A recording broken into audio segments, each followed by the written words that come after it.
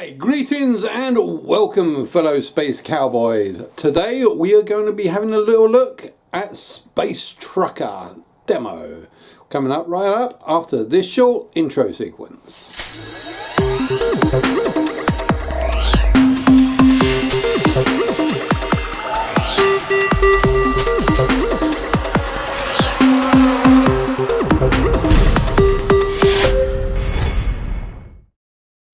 Hi, greetings and welcome fellow space truckers out there. Today we are going to be looking at the game Space Trucker Demo, which is a demo of a game about space trucking. Yes, space, yes. So, let's dust off the old hat, shall we? And have a look at this. Now, this is a small game. It's a very simple game made by a very small, by an individual, I believe. I think it's made by like one person or maybe a small group of people. I haven't actually had a look at that, so I don't know exactly how many people. But it is a very primitive game, but it is based around one simple idea, and it's an idea that a few minority of us, myself included, have been waiting for a long time, and that is trucking. Yes, I know you've got things like Truck Euro Simulator 2000, which is sort of like kind of what this game is sort of based on or based around, but we've been looking for a VR spacebound trucking simulator for quite some time, ever since like the first game I played that was based on it, which was one of my very first actual games I ever played, which was called PSI 5 Trading Company, which is all about trading goods from one location to another, to playing Star Citizen, where you one of the roles that you can do is you can just go to a space station, buy loads of goods and then transport it to somewhere else in the system and just make loads of money. But the idea of just being able to sit down, relax, no massive space battles, no first-person shoot-em-ups or epic action role-play, just simple trading. Buy, travel a long distance whilst you're sitting back, relaxing, listening to some tunes. In fact, even in this game there's a radio station with 2 songs on there, but that you can listen to while you're just travelling around and just generally chilling out in VR. Now this game starts with you basically in a space station this game starts with you waiting in the whole waiting area of a space station whilst your ship's currently being refueled. And as you're sitting there, you can pick up a manual which guides you through all the different stuff that you can do in there, or gives you a little bit of instructions of how to operate your ship. Well, yeah, pretty much how to operate the ship, because operating the ship is kind of complex at first, but you quickly get used to it as you go along. And there is a step-by-step checklist of all the things you need to do. So once the actual hear over the intercom that your ship is fueled and is ready for departure, you get up. That's another thing I noticed in this game that no one else has actually done, because this game flips between standing, walking around and sitting down. Now when you want to stand up and walk around, it encourages you in the real world to actually stand up and walk around. But the real mechanic that they're using here, which I find quite interesting and I think needs to be developed in a few other games, is that when you go to a seat, or when you're in range of a seat, you press a button, everything goes white to take you out, and then you find a seat in the real world that you can sit down and relax on, and then when you press the button, you're sitting perfectly, well, allegedly you're supposed to be sitting perfectly in the actual seat, which I think is a good thing, and they need to include that that mechanic in a lot more other VR games as well. But yeah, so you get onto the spaceship. You lock all. You turn the lights on so you can see what you're doing. You close the front door. You sit down in your seat, and then you move.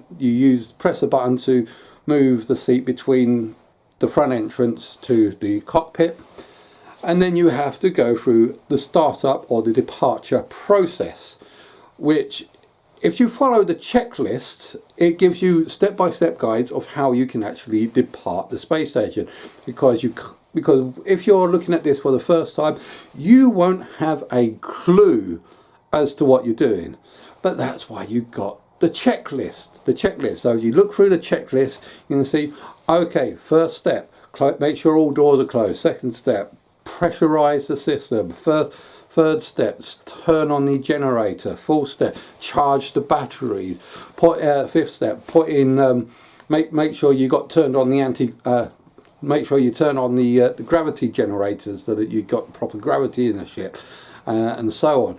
I mean, if you move forward and accidentally like decouple the ship before asking for permission to depart, you get fined.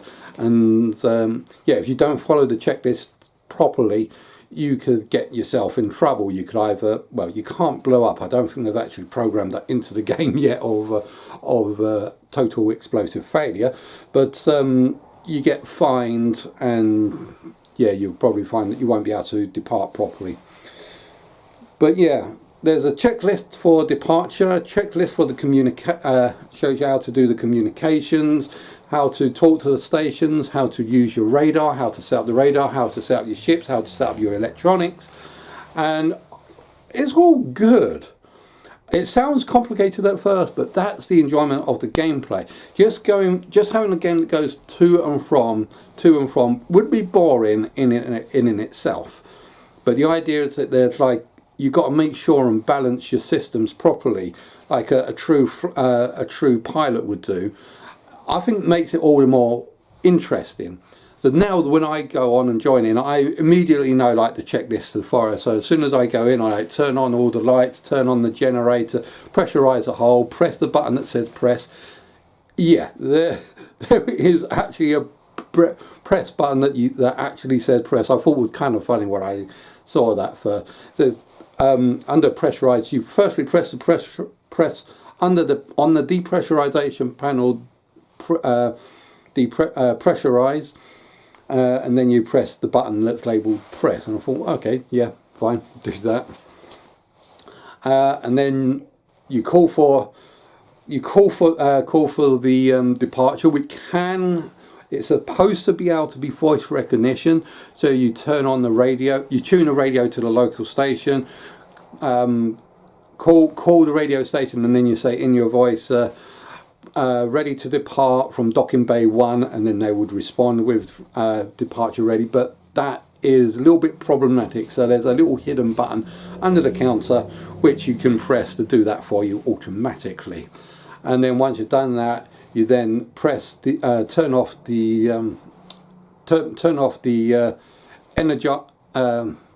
the magnetic docking clamps, so then you can then leave and go. Now,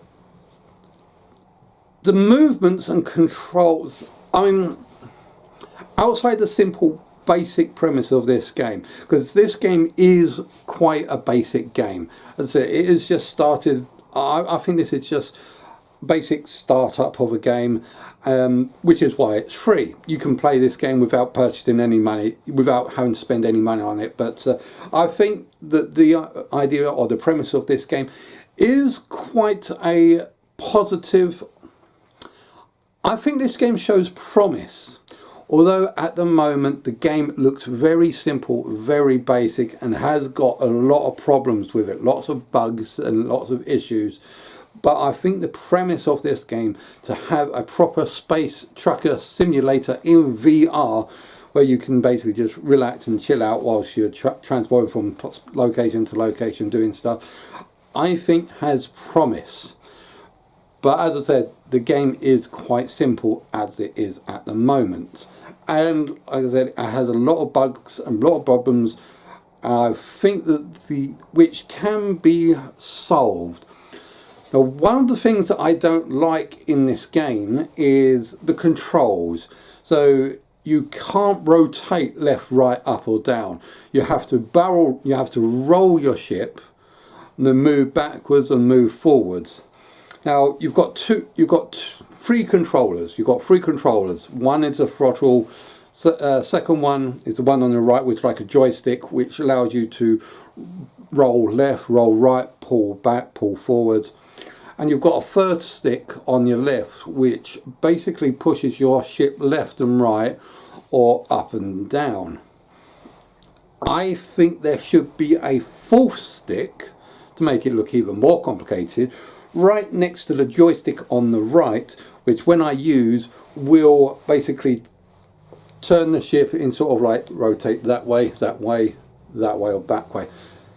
So at the moment the ship can only go roll and then turn, or say roll, bank up or bank down, or it can move left, right, up and down with the three joysticks that it's got. The third joystick is basically throttle, makes you go forward or backwards.